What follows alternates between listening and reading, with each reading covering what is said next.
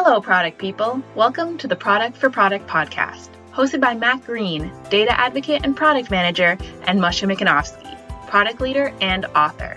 Our goal is to serve the product community by helping you find products that can help make your work in product management easier. Thanks for joining us on another episode of the Product for Product podcast. Welcome back, everyone. On today's episode, Michelle and I are happy to be speaking with Bruce McCarthy and Melissa Appel about their book, Align, Stakeholder Management for Product Leaders. So let's dive in. Welcome to the show, everybody. Thank you. Thanks, Matt. Good to be here. Awesome. Hey, Michelle. Hey, Matt. Hey, Melissa. Hey, Bruce. Welcome to the show. I must say I'm very excited to have you on the show because I read the book and I wish I had the book many years ago when I started. So Did you have flashbacks? I had lots of flashbacks. I did. We hear that a lot. The story part of the book was written from our own experience and the experience of our friends and colleagues around the world who have struggled with how to navigate the organization, difficult personalities, people who don't agree, changing priorities, stuff that's not really visible, that influences people's decisions, all that hard stakeholder management stuff. We've all been there. Yeah, That's absolutely. cool. It's neat that you integrated a story along with it as well. One of my favorite tech books is the Phoenix Project, and I love how they integrated the story into that. It really translates to anybody that reads it. So I think that's cool that you guys did that. Yeah. Before we dive there, I want you to introduce yourself a bit more, to tell us your background and how did you get to product management and all the good stuff.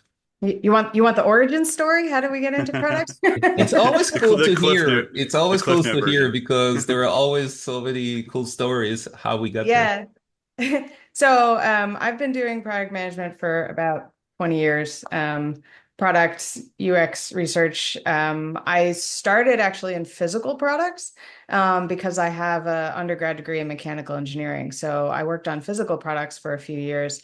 And then I got into my first real product role, although the title was product definition specialist. So take that for what it is. Because I was an expert user of the CAD software from my time designing physical products. Right. And that's how I got into software. But I found that software and physical products are not that different.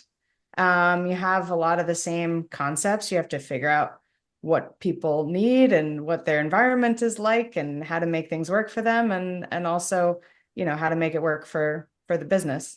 So that's sort of my origin story. For the past couple of years, I've been doing product management coaching with Bruce at Product Culture. And yeah, that's me. Amazing. I kind of fell into product management accidentally, as I think a lot of people did in the early days before it was popular. In fact, I had a couple of marketing jobs, a sales job, and I did a startup with my father in home environmental inspections. We saw the need for that, so we raised some money, and I did the business plan, I did the marketing plan. I did all the sort of startup wearing of every hat you can think of. We developed some software for the inspectors, and we crashed and burned. But I learned so much from that that I was able to get a job as a product manager at a software company.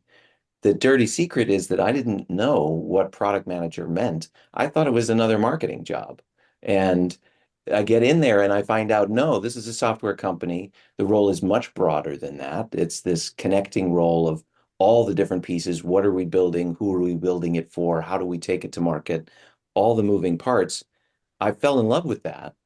Like Melissa, they hired me because they sold software to marketers and I had marketing experience. But they also saw the entrepreneurial side of me because I'd done this startup. Domain knowledge, entrepreneurial mindset, we can teach them the rest. I learned a lot from my first boss in that job. He was a master of stakeholder management, and he showed me the ropes and how to make that work. Nonetheless, I completely failed in stakeholder management with my first product at that company.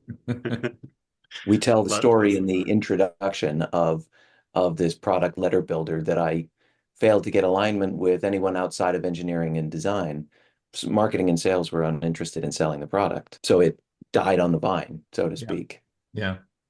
So my story with stakeholders was very similar to that, especially in my first official job as a product manager, because I had lots of unofficial product management job before that as an engineer and CTO, etc.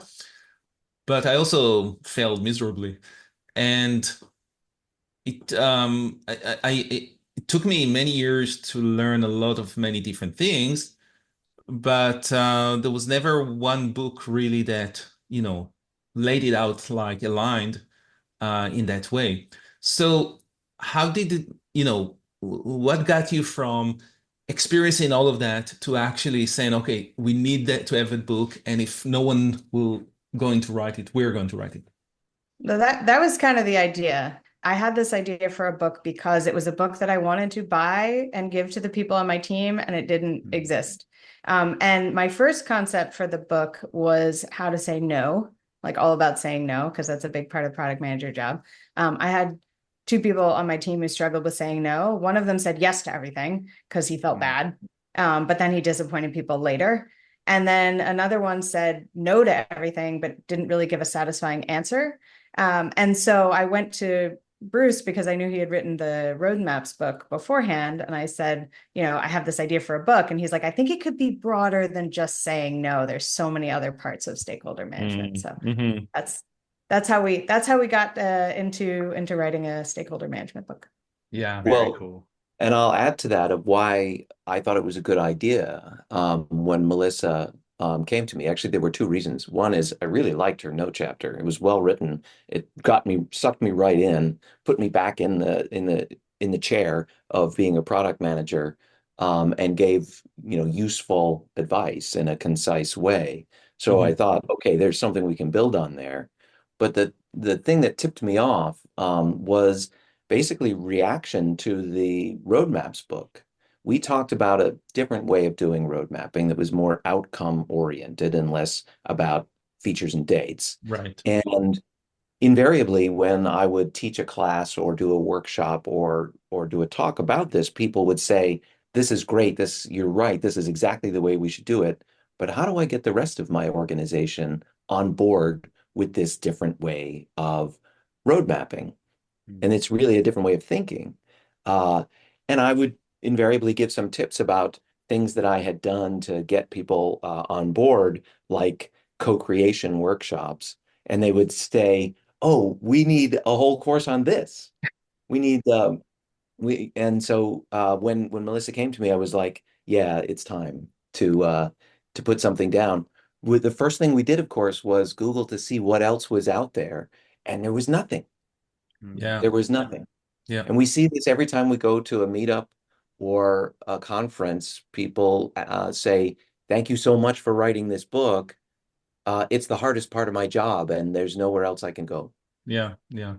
You're right. There is nothing. The one book that my manager at the time asked me to, he was a director and I was the product manager. He asked me to read was Leading Without Authority, I believe.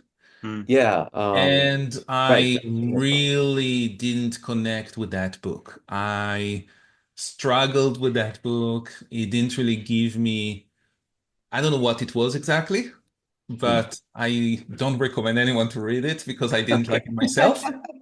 And now I'm going to recommend everyone to read it because I really think that it's really there. It's really go through the understanding your stakeholders, understanding your role with the stakeholders, understand the different types of stakeholders, situational behavior, and a lot of things that happened to me. I'm like, I had a Boolean CTO. And I realized it only after a while.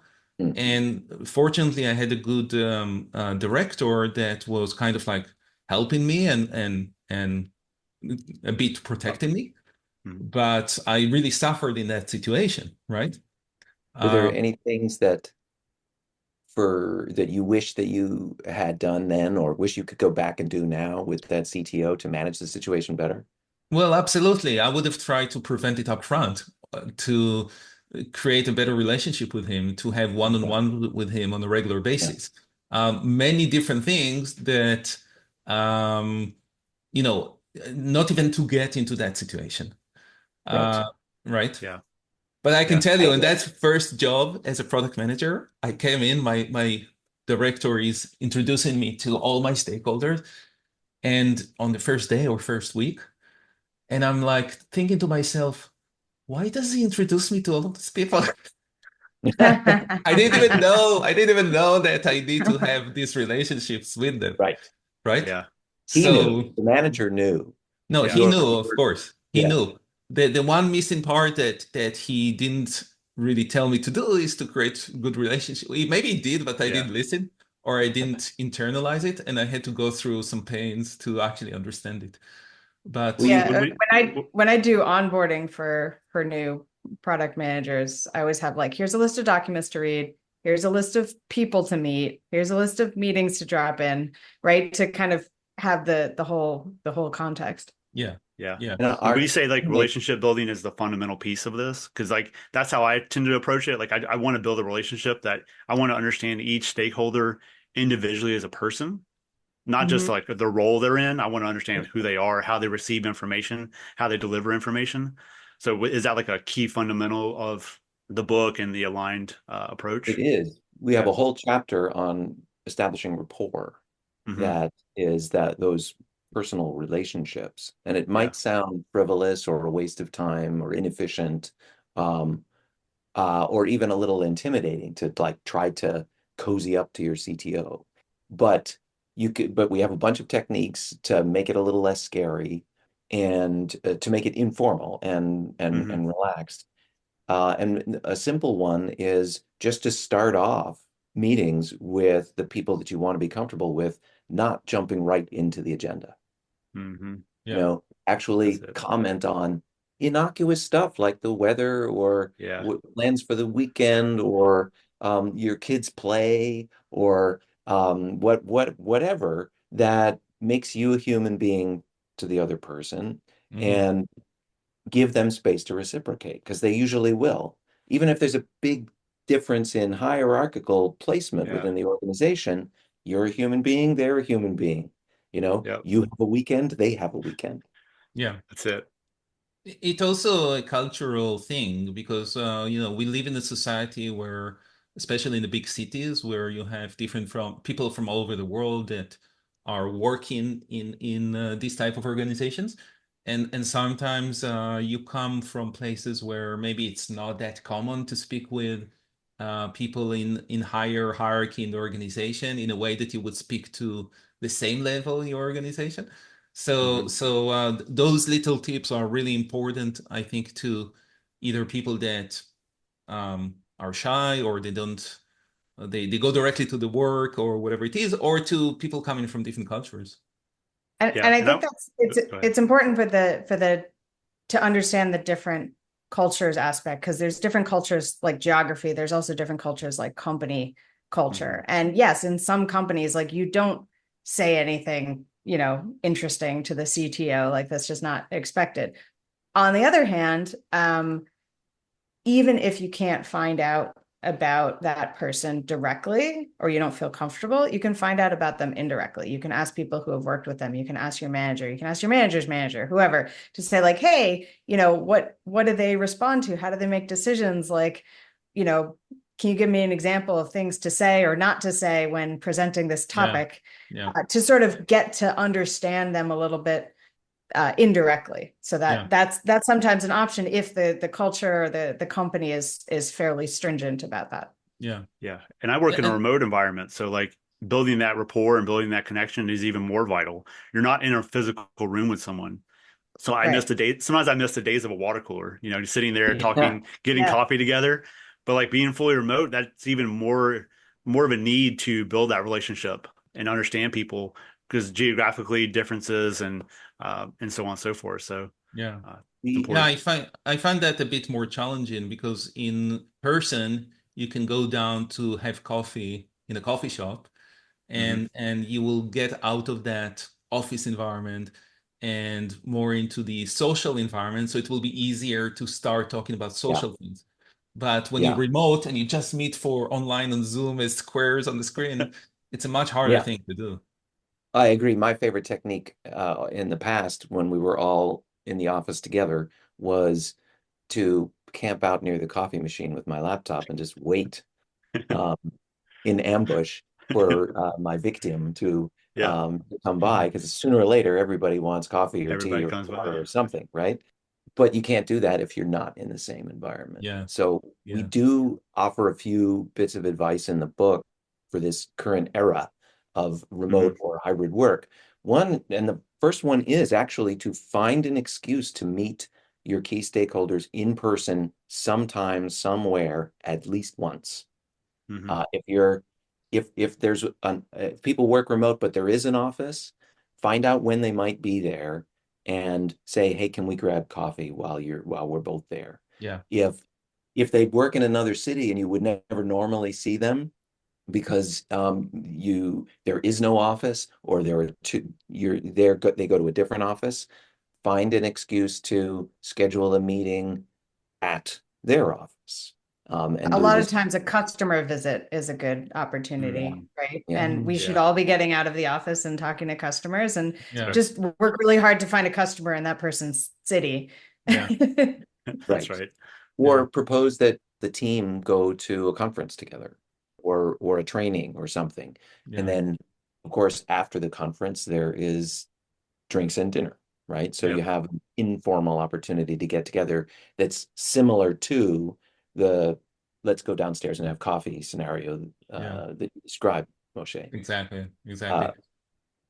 The other thing is, even if you can't do that, or even maybe you've done it one time and now you and that person have a little bit more rapport, is you can do a few things online that help to bridge the impersonalness gap. You can text people instead of emailing them on Slack or Teams or even WhatsApp or SMS, because it's more informal. It's sort of parallel to taking you out of the office environment. Um, it's more, even if it's asynchronous, it's more interactive. A long email with 14 bullet points that you then have to think about and compose an answer to, it takes you a day to get back to the person. Yeah. And there's so much opportunity for misinterpretation and misunderstanding when you're going slowly and taking off these big bites at once. Whereas if it's one question or one clarifying question or remark at a time, back and forth over Slack over the course of a few hours, that's much more like a real conversation. Interesting. Yeah. Yep. Do not send 14 bullets in your Slack. Yeah. That's right. What I do find sometimes was important for me to learn with every new environment that I started is also how different people actually prefer to work, and try to not to force them to work my way, but try to fit myself to their way of work. It's hard because you have to get you to see, to test it with different people. Some people prefer long emails, some prefer short emails, some people prefer those chat on Slack or Teams. Some people prefer after 2 messages they will like say, okay, let's just talk because it will be much faster to have a talk. So they will pick up the phone or call you on Zoom or ask you for coffee or stuff like that. So I would, once I learn those little ways that they like to work, I would just try to come their way and give them that space, because I will know I will get better results from them that way. I agree. Everybody speaks in their own sort of language. And so you've got to learn to speak that language. Then it gets tricky when you've got 3 different people with 3 different languages that you're talking to at the same time. And frequently, as product people, we find ourselves in the role of translator. You speak engineer and you also speak sales. And when the engineer and the salesperson are totally misunderstanding each other, you can be the translator. And there is always the odd person, and many times it is a stakeholder that will speak a whole different language. They will speak English, but it will be something different that no one really understands. And I had one of those almost in every company that I worked. Yeah. That was a big challenge. I feel like, one of the techniques we recommend in the book is to have one-on-one meetings, like Matt mentioned. And in those meetings, you can sort of try to get a secret code translator and try to figure out, oh, when they say this, they mean this, right? They're using these words for this, and sort of ask these clarifying questions. And people like to talk about themselves. So if you say like, oh, that's interesting, what do you mean by that? Or like, how does that affect your metrics or whatever these things are? We talk also about doing a stakeholder discovery interview, which is just like a customer discovery interview, because you want to get a lot of the same things out of it. And having those one-on-ones with your stakeholders can really help you understand what they're talking about. Like, do you mean this or do you mean that? And so you can try to get an idea of what they mean before you come into that meeting with all the other people. When you find that people are speaking their own particular language, is mirroring. When mirroring is when you deliberately reflect back to the other person different aspects of what they're saying. It might be as simple as you adopting a similar tone of voice. If they're very excited, you get excited with them. If they're very cerebral and calm, then you slow down and speak more deliberately. You try to use their vocabulary. Like Melissa said, if you figure out, oh, when they use this word, this is what they mean. Well, you start using the word the same way, at least when you're talking to them.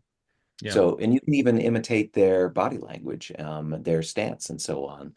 It makes people unconsciously feel more comfortable with you if they feel that you are similar to them, that you are reflecting their thinking. But there's one more aspect to it, and that is that repeating to make sure you've understood. That someone talks for 5 minutes and you try to summarize it and say, okay, I think I understand. What you're saying is X, Y, Z. Right. Is that right? And people are grateful, even if you got it wrong on the first try, for the effort of understanding them. It makes them feel like you are really listening. And then once, whether it requires a few rounds of correction or clarification or not, once you are able to articulate their point of view and they say, exactly, or you got it, or I couldn't have said it better myself, you've made a connection with that person. They now see you as an ally because even if you disagree on some points, you get it. Yeah. So a quick note here for our listeners: if you're new at product management and you don't know yet, who are your stakeholders and what do you need to do with them, that's a first step that the book will open your eyes to. And you will, first of all, just knowing about it, it's doing half of the job.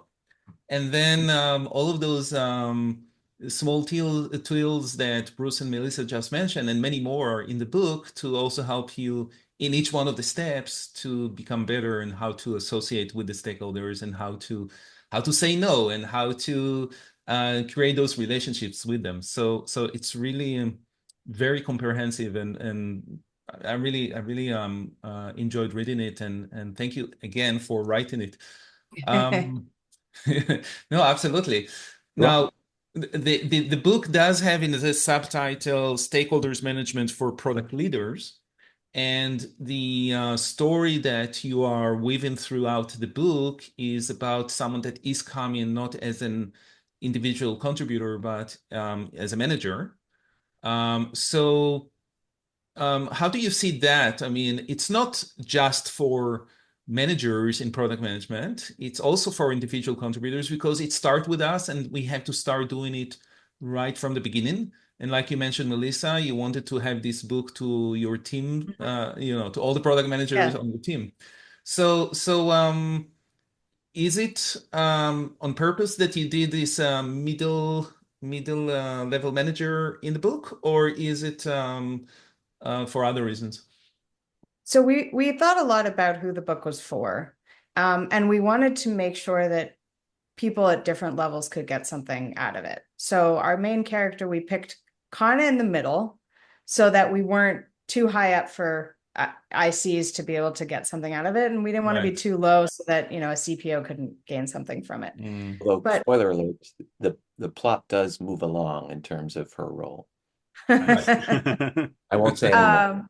But I think what I found and I think what Bruce has found also is that being able to build relationships and connect the dots with people and topics and areas outside of your immediate team is the biggest thing that can get you promoted or that can hold you back. And if you're just focusing on your one team and your one project and your one thing and your one feature, and you do an amazing job, great, you are an amazing IC. If you want to grow your career, not that you necessarily have to get into management, but even something like a principal product manager, you need to be able to connect the dots with other product teams, but also with other departments. Because, as Bruce said at the beginning, you can make the best product in the world, but if sales is not interested in selling it, it's not going to be successful. So understanding, I always think of product management as being in the center of customers, technology, and the business. And that business side is super important. And you can't do the business side just within your product engineering design trio. You have to be able to understand what the finance department is worried about, what the sales department is worried about in order to make your product better and more successful. This is the origin of our thinking about applying product management skills and principles to stakeholders as though they were a sort of customer. If you've got to figure out what you can build collaborating with the engineering team, and you've got to figure out what you should build by getting to know customers and building those relationships, it's no different with the rest of the organization. Yeah, yeah. And the same rules applies, or the same principles of empathy to them, understanding their job to be done, understanding their pain points and what they're trying to achieve at the end of the day. And many times also building some tools for them. So part of the software many times will be geared towards those stakeholders, whether it is in customer support or customer success, or even finance and accounting, or with billing management, some integrations, some automations, whatever it is. We sometimes do have to make that part of the product. Yeah, that relates back to like a kind of a holistic product ownership part, right? So ownership is a very important part of being a good product manager. And ownership isn't just like doing what you said, although that is part of it. It's thinking a little more holistically. What are the risks? What are the implications? What are the upstream and downstream effects? And that's also targeted towards an IC in addition to a manager. Yeah. Do you see also stakeholders reading and getting value from the book? Yeah. At one of our book events over the summer, we had a woman come up to us who was in sales. And she's like, I love this idea. I've been trying to work with the product managers forever, and this gives me a much better idea of how they do their job and how I can most effectively work with them. And I think that's part of what we recommend to product folks in the book is you need to involve your stakeholders. You need to build transparency. You need to let them understand how you prioritize and even work with them on the rules for prioritization so that you get better alignment. So I would love it if, folks from other departments would read this book, because I think that being willing to collaborate with product people in certain ways, it's a two-way collaboration. It's not just the product manager being like, let's work together, and everybody else being like, I don't feel like it. That's right. I can tell you a little secret that I did in the past, and all the audience. And one of the jobs that I joined, I wanted to bring in the stakeholders into the product mindset. So I initiated right away, like in the first month, a book club to read Inspired by Marty Kagan, of course. And of course, I invited the product owners, other people, some of the team, but it was all geared toward one specific stakeholder and a few others. One specific stakeholder that I wanted him to understand what product management is all about. And it went very well. Although we didn't implement everything, we were still in the early stages of understanding it. But the language and understanding went, change across the organization. And I think that it was an initial way to really create empathy towards us as product people from the stakeholders. So in the same way, I might have picked Aligned as the next book to read. But it'll be so much more obvious to the stakeholders that I have some hidden agenda over here. Well, maybe, but I think the book does effectively make the case, at least I hope so, of collaboration across the functions. And as Melissa said, I think sales, finance, marketing, support, they're all not just happy to be pulled into the process, they're eager to be pulled into the process. They, a lot of the time, executives in other departments are like, I don't know what they're working on. I don't understand how they prioritize things. Well, if they're part of that process, then it's not your process anymore. It's our process. It's the entire team process. And I always think of it as, if you bring your stakeholders in and they helped create the roadmap, it's harder for them to complain about it.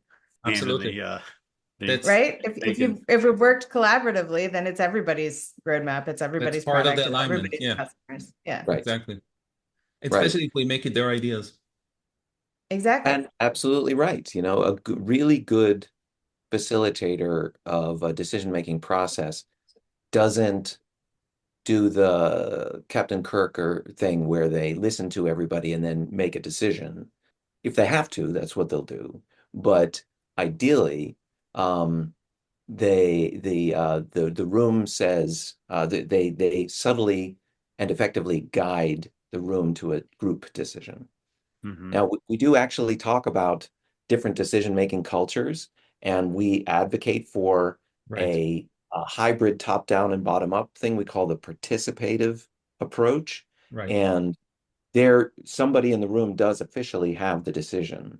But the most effective scenario is they don't have to say, therefore I pronounce, because the decision is obvious after everyone had a chance to weigh in. Yeah. That way everybody aligns on the best outcome. Right. Yeah. Yeah. Do you see also that people can get value from the book by just picking areas in the book, like specific tools, or assess maybe where they are right now and then jump to that area and say, okay, let's just focus on that rather than read the book from beginning to end? Yeah, I mean, it's hard to jump into a story halfway, but True. But the way it's structured is every chapter has some story elements and some tools and frameworks. Exactly. And the story is really there to show you at least one example of how the tools can be used to solve a problem if you're in the role of a product person, or really any manager, or really anybody dealing with stakeholders around the organization. So that example might make a little less sense out of context if you were to just jump right into chapter 3, for example. But the tools hopefully are self-explanatory. That was the we have a number of different diagrams and things that hopefully will make things clear. Like, for example, if you're trying to figure out how to say no to a stakeholder, we have like 9 or so different ideas for how to say no that you can try, and that's probably useful on its own if you were only interested in that topic. Right. Okay, that sounds cool. Yeah, we love talking tools and frameworks here on the podcast. So one of my thoughts was, if you were going to do this and you wanted to have these conversations, is there a particular framework or something outlined in the book that would help you have these conversations and build these stakeholder personas? There are 2 that jump out at me that I think are worth mentioning. One is I'll talk about the DAISY framework, and then Melissa, maybe you can talk about the stakeholder canvas. One of the big challenges that I see in many organizations is it's not clear who makes a decision. And so there's a lot of discussion and disagreement, and no firm decision is made, because nobody knows whose job it is to decide. So it either goes undecided, there's continual debate, or you wait for the CEO to weigh in, and maybe they don't have time to weigh in. Maybe they don't care about some detailed decision, or maybe they do, but they've got 17 other things on their agenda at this time. So the DACY framework is a decision authority framework. It's like RACI, which a lot of people are familiar with, but it stands for D for driver, A for approver, C for contributor, and I for informed. And the idea is that somebody takes responsibility for the decision. They're the driver of the decision. They use this participative method where they consult with the contributors and with the approver. And the contributors provide perspective, advice, information to make a good decision. The approver provides criteria for a good decision. Like, well, our strategy is X, so whatever decision we're going to make needs to line up with that strategy. Or we have a rule of 40 as a constraint, so you can't break that in the process of making this decision. Right. So if you agree with the approver on the criteria for a good decision, then the driver is usually able to make the decision themselves, having consulted with everyone, all the stakeholders that have a legitimate stake in it. Sometimes it takes a few iterations of proposals, but it's the driver's job to say, okay, given all of this, my proposal is X. Does anybody have any concerns? And if the answer is no, then that's the decision. And if there are concerns, then there can be a few rounds of tweaking it. But in the end, you're not probably going to make everyone happy. This is where disagree and commit comes in. And so the driver is empowered to make a decision regardless of opinion if they have followed the rules and have the authority to make the decision, and the approver approves. Our experience with that method is that it's the ideal combination of moving quickly and decisively, like because somebody has the D, as they say, while ensuring maximum alignment by consulting with everybody that has a stake. Right. And you also mentioned the stakeholder canvas.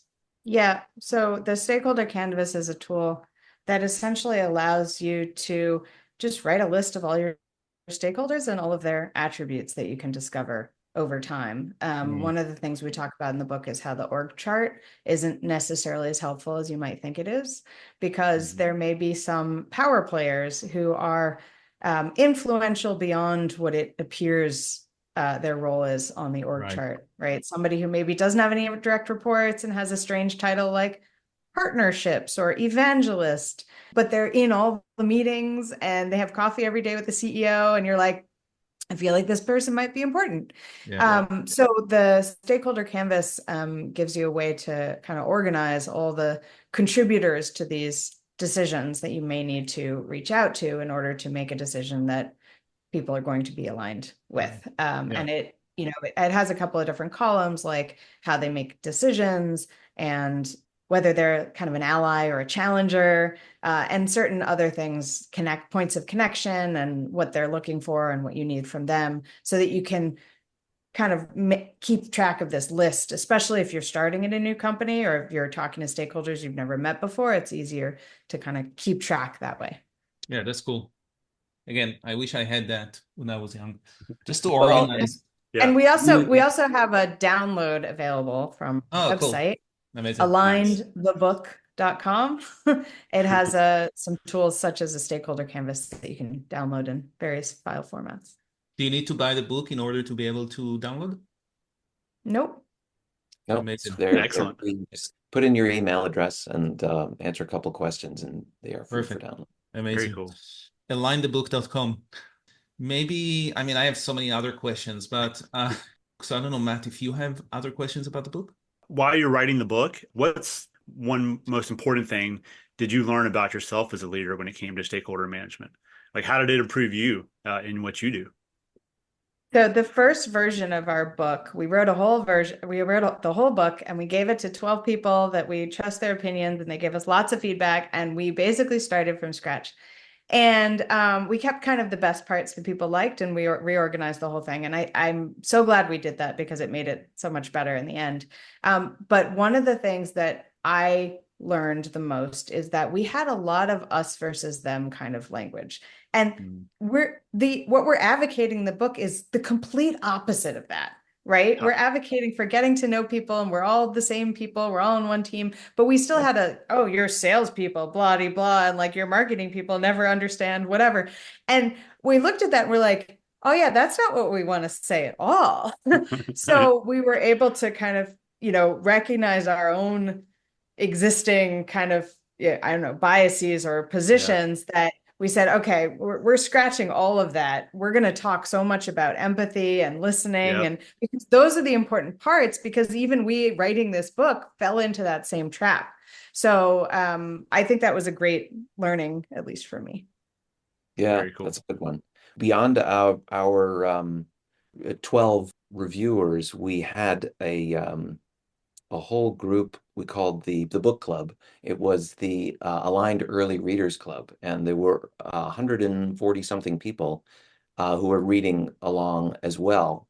And we met regularly on Zoom. And the thing that I really valued about that regular meetup was that it was full of the stories of people who were good enough to help us refine the book, but it was about their particular struggles with stakeholders in their jobs, past or present.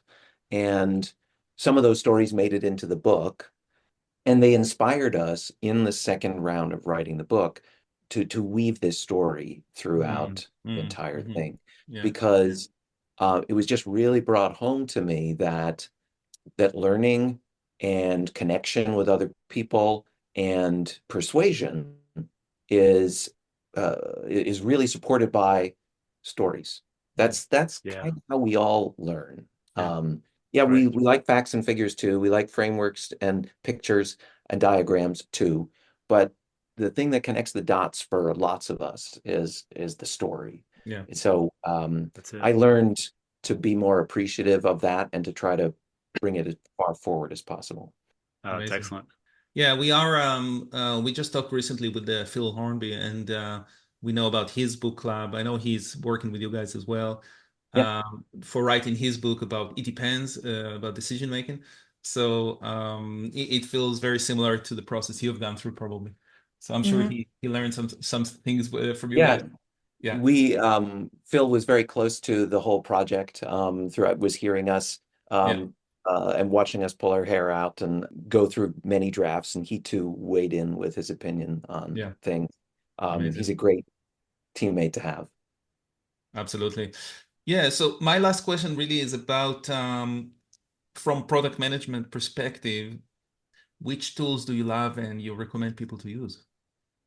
Well, I have a couple of thoughts. One is in my original book on product roadmaps, in chapter 7, we describe a bunch of different methods of how to prioritize.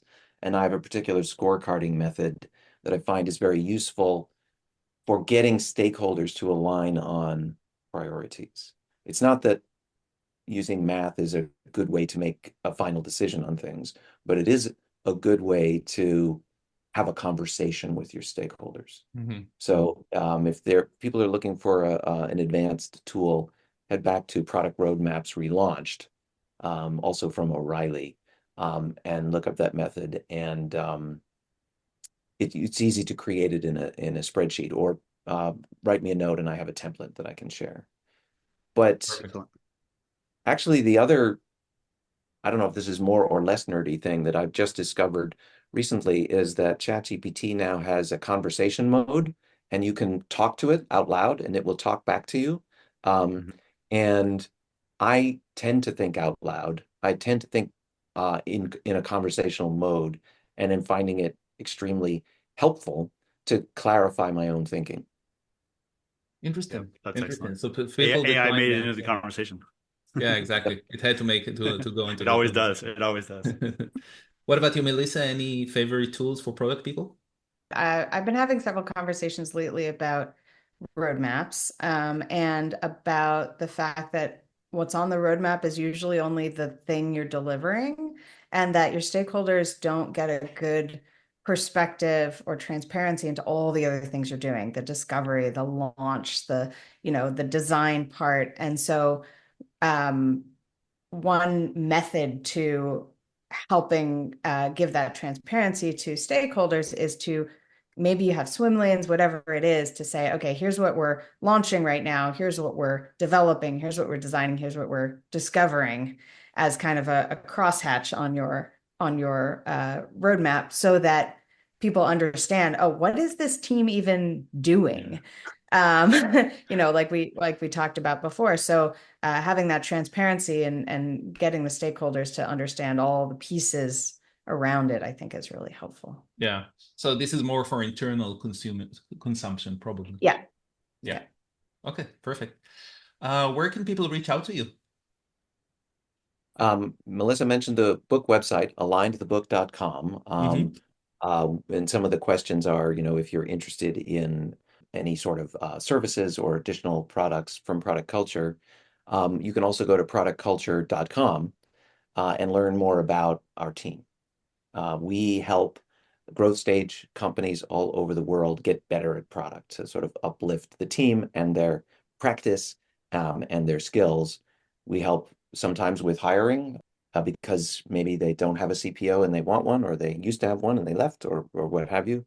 Sometimes with coaching, sometimes with skills workshops or process workshops. We worked for 2 years with one company on the company level OKRs as well as the product level OKRs. So basically trying to make things work better for that, for that team. And LinkedIn, should they also try to reach you there? Absolutely. Perfect. Please So reach we out. can include those also in our episode descriptions. Super. Excellent. Melissa, Bruce, thank you so much for the conversation. This has been a pleasure. Congrats on your book. Excited for everyone to listen and check it out and learn stuff from it. So I just want to say thank you for joining us today. Thank you, Moshe, as always. Thank you to all the listeners, and we'll talk to everybody next time. Take care. Thank you. Thanks for having us on. Thank you. Thank you to all the listeners. We really appreciate the feedback and support. Please leave us a review to help others find the show on Apple or Spotify or anywhere else you're listening to the show.